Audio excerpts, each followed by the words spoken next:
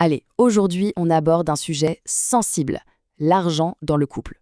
C'est souvent le sujet qui fâche, qui divise, mais qui, quand il est bien géré, peut souder une relation comme jamais.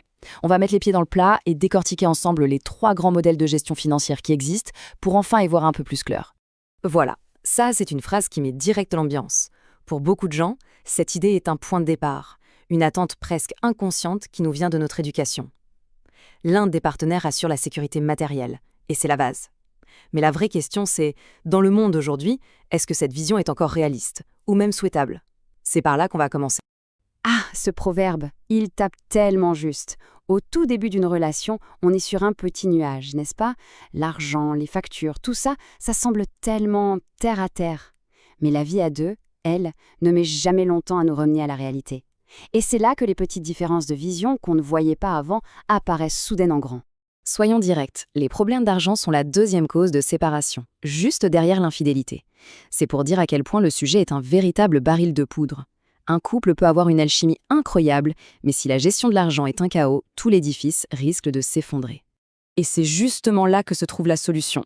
Le but n'est pas d'éviter le sujet, mais de l'affronter ensemble pour se mettre d'accord. Trouver un système clair, un pacte que les deux respectent, ça peut littéralement sauver une relation. Alors qu'ignorer la conversation, c'est prendre un risque énorme. Bon, rentrons dans le concret. On commence avec le premier modèle, le plus ancien, celui qui est le plus ancré dans notre histoire. Ici, les rôles sont très clairs. Il y a un partenaire qui ramène l'argent à la maison et l'autre qui fait tourner le foyer au quotidien. C'est un schéma qui a traversé les siècles et les cultures, de l'Afrique à l'Europe, basé sur une répartition des tâches simple et sans ambiguïté. Le paradoxe avec ce modèle est assez fascinant. D'un côté, il offre une simplicité, une structure qui peut être très rassurante. Chacun sait exactement ce qu'il a à faire. Mais de l'autre, aujourd'hui, le mettre en pratique est devenu un vrai défi. Avec le coût de la vie actuelle, faire vivre toute une famille sur un seul salaire, ça demande un revenu très confortable. Passons maintenant à un modèle beaucoup plus contemporain. La source qu'on analyse aujourd'hui lui donne un nom qui, disons, fait un peu réagir. Les colocataires. Et voilà, le mot est lâché. C'est un peu provocateur, bien sûr, mais ça met le doigt sur quelque chose d'important. Ce système, même s'il est très pragmatique, peut donner l'impression que le couple fonctionne plus comme une association de personnes qui partagent un toit que comme une véritable équipe soudée par un projet commun. Alors, comment ça marche? C'est simple.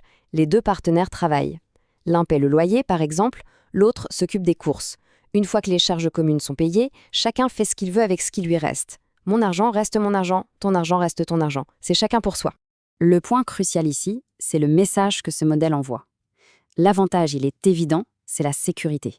On garde son indépendance, on se protège si jamais l'autre a des dettes ou gère mal son argent. Mais l'inconvénient, d'après la source, est plus philosophique. En se protégeant à ce point, on planifie déjà une éventuelle séparation. On vit ensemble, mais on garde toujours un pied dehors. Ce qui nous amène tout droit au 3e et dernier modèle, celui qui est à l'opposé total de la philosophie des colocataires, le fameux pot commun. Là, la règle est radicale et super simple. Il n'y a plus mon argent et ton argent. Il n'y a que notre argent.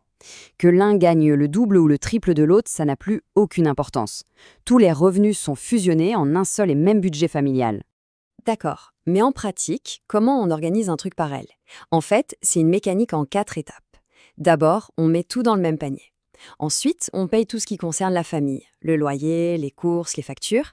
Troisièmement, on met de côté pour l'épargne commune, pour les vacances ou les grands projets. Et enfin, le plus important, ce qui reste est partagé équitablement pour les dépenses perso de chacun. Pour que ce soit bien clair, prenons un exemple. Imaginez un couple avec un revenu total de 4 000 €. Ils pourraient décider de mettre 1 500 € pour les charges, 1 000 € pour leur projet commun. Il leur resterait donc 1 500 €.